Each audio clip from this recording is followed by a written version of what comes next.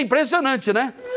Olha, o Rio Grande do Sul bateu um recorde negativo de internações e mortes causadas pela gripe. São os maiores números desde a pandemia do H1N1, lá em 2009, hein? Foram mais de 2.600 internações por síndromes respiratórias agudas graves provocadas pelo vírus da gripe, com mais de 400 mortes, 400 óbitos.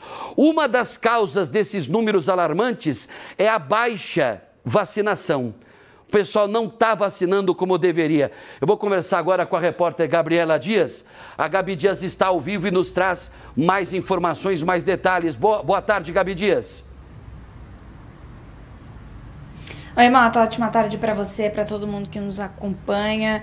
Pois é, 423 mortes já por influenza neste ano aqui no Rio Grande do Sul, o que preocupa bastante porque a gente ainda tem o inverno, né, rolando, ainda tem bons dias aí, semanas de inverno, e por isso acaba preocupando. E também, como você bem citou, a baixa vacinação em grupos prioritários preocupa mais, claro, crianças e também idosos. Por isso a gente vai conversar agora com a Letícia, ela que é enfermeira.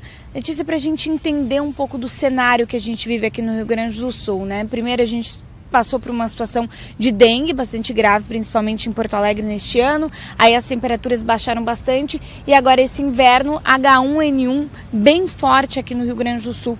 Ao que a gente dá isso em primeiro momento? Boa tarde. Boa tarde. Então, eu acho que um dos motivos principais, né, não é uma coincidência a gente estar no momento das menores coberturas dessa estratégia de vacinação contra a influenza, a gente está tendo os maiores números de internações e óbitos por este vírus, né, superando então, como o Mota falou, a pandemia quando surgiu a influenza A H1N1. Então, não é uma coincidência.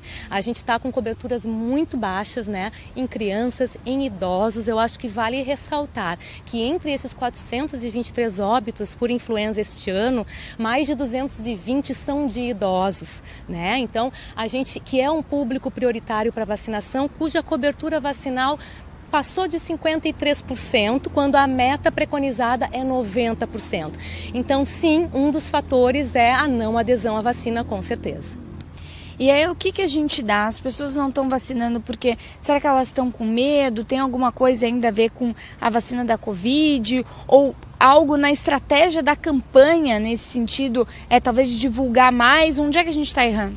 Então, eu costumo dizer que essa é a pergunta do milhão, né? E eu não ouso dar um fator para a não adesão. Eu acho que isso é uma questão multifatorial. Acho que a gente pode ponderar vários fatores para que as pessoas estejam com essa não adesão, né?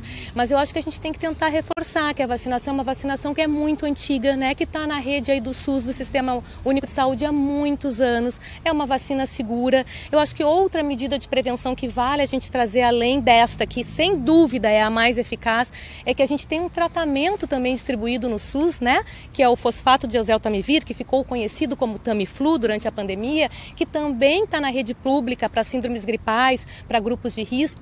Então já são aí duas medidas. Agora, te dizer onde a gente está errando, eu não sei se a gente não consegue alcançar. A gente tem feito muita mídia social, né, tentando trazer a vacinação, tentando trazer aquele ator importante lá do passado, que é o Zé Gotinha, né? Então a gente está fazendo muitas frentes. Agora, te dizer exatamente aonde que a gente está pecando, realmente isso é algo que a gente também gostaria de entender, né? Porque uma vacina aí que está tanto tempo no nosso SUS, né? O que está acontecendo para a gente estar com esse cenário alarmante que estamos nesse momento? Para a gente reforçar os grupos prioritários, né, que preocupam agora bastante, idosos e também crianças, não só são as pessoas que vêm mais a óbito, mas que ficam mais tempo internadas, que precisam de mais cuidado, que demandam mais o nosso sistema de saúde, né? Perfeito, né? Não é à toa que o sistema público define grupos prioritários, porque são justamente esses grupos que têm maior risco de agravamento e de hospitalização, né? Então a gente está com coberturas baixas justamente nesses grupos de maior risco, né? Que são as crianças, os idosos, as gestantes, né? As puérperas, e são esses que a gente precisa fomentar então o aumento dessa cobertura vacinal, que, como você disse, né? A gente ainda tem uma trajetória de inverno pela frente, então é importante, ainda vale a pena a gente buscar a vacina no posto de saúde. Para a gente firmar também, às vezes, com a pessoa que nos acompanha, sobre quando procurar, né, um atendimento nesse primeiro momento, porque a gente já tem umas hospitalizações, né, bastante agora nesse momento. Se procura primeiro o posto de saúde, depois um hospital, em que momento para a gente alertar o nosso público também? Então, isso é bem interessante, né, porque a gente acaba vendo às vezes as emergências, né, abarrotadas de usuário e que de repente esses usuários poderiam estar sendo atendidos, né, assistidos numa unidade básica. Quando a gente tem um quadro de síndrome gripal, existem alguns sinais que nos sinalizam gravidade, né? Vou te citar um deles: uma febre persistente por mais de 2 dias, 3 dias, é um sinal de gravidade, né? A falta de ar, que a gente chama de dispneia, é um sinal de gravidade. Então, este público certamente tem que procurar uma emergência do hospital. Agora, um quadro de síndrome gripal que não tem essas características, não está com falta de ar, a febre está cedendo, né? Aí esse pode ser com cuidados sintomáticos em casa, lembrando que quando eu estou com sintoma respiratório, é importante eu também usar as medidas não farmacológicas, né? Que é eu evitar os ambientes de grande aglomeração. Se eu tiver que sair com sintomas gripais, que eu use a minha máscara. A gente tem que trazer tudo que a gente aprendeu com a pandemia para esse momento, na tentativa de, então, reduzir essas hospitalizações. Diga, Mota. Não, ainda sobre a questão da baixa vacinação. Eu gostaria que você perguntasse para a nossa entrevistada se existe um fator político, ideológico e partidário que possa impedir pessoas, porque o ser humano é inteligente. Eu acredito que todo mundo é inteligente. Tem pessoas que não têm muito conhecimento por causa de acesso à informação, mas hoje também, com o advento da internet, aí a informação ela é muito rápida, muito ligeira. E gostaria que você fizesse essa pergunta para a nossa entrevistada. Se a questão política, ideológica e partidária vem interferindo nessa questão de privilegiar a vida, a saúde do ser humano. É isso que a gente conversava, né, um pouco já ali, né, Letícia, sobre talvez essa opção de vacinar ou não. Eu não vou repetir toda a pergunta, Mota, porque ela tá te ouvindo também. Diga. Então, né, Mota, eu ouso dizer que certamente esse pode ser um dos fatores, né, que interfira.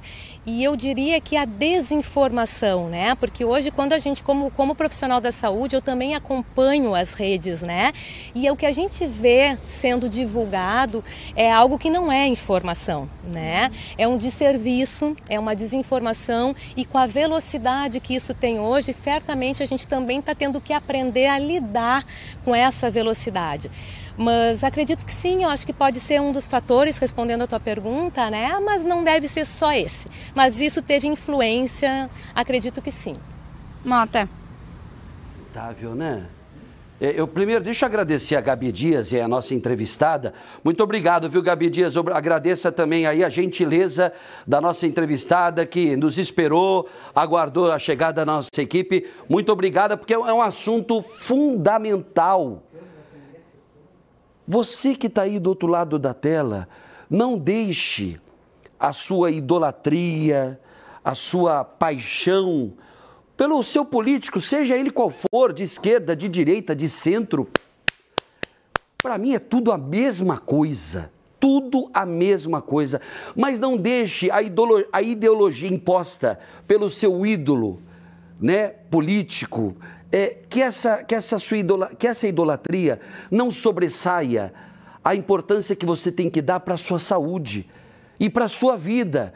E para a saúde e a vida das pessoas que você ama, como a sua mãe de mais idade, o seu pai idoso, né? O seu filho pequeno. Tem que vacinar, está mais do que provado. A vacina não vai transformar ninguém em jacaré. Né? A vacina não vai provocar, né, uma parada cardiorrespiratória em ninguém. As vacinas são estudadas e não interessa, né, se a gente for falar o tempo, né, de pesquisa da tal vacina com relação às vacinas contra a Covid, né, tiveram que ser desenvolvidas num tempo muito rápido para salvar as vidas como a minha, como a de muita gente que está acompanhando do outro lado da tela. Então, assim, acredite na ciência, acredite na vacina. A vacina não vai... Você pode até contrair a gripe, mas você não vai ter febre, não vai ter uma síndrome, né, respiratória aguda grave, não vai ter uma pneumonia. Você vacinado, ela não te impede de contrair o vírus da gripe, o influenza, mas as consequências serão mais brandas, não serão tão graves como o que a gente está vendo. 423 mortes causadas pelo vírus da gripe é muita coisa. E esse tempo desgranhento que tá, né, tá conjunção de fatores. É duro, viu? Obrigado, Gabi Dias. Mais uma vez agradeço a nossa entrevistada. Obrigado. Valeu, Mota. Até mais. Até mais.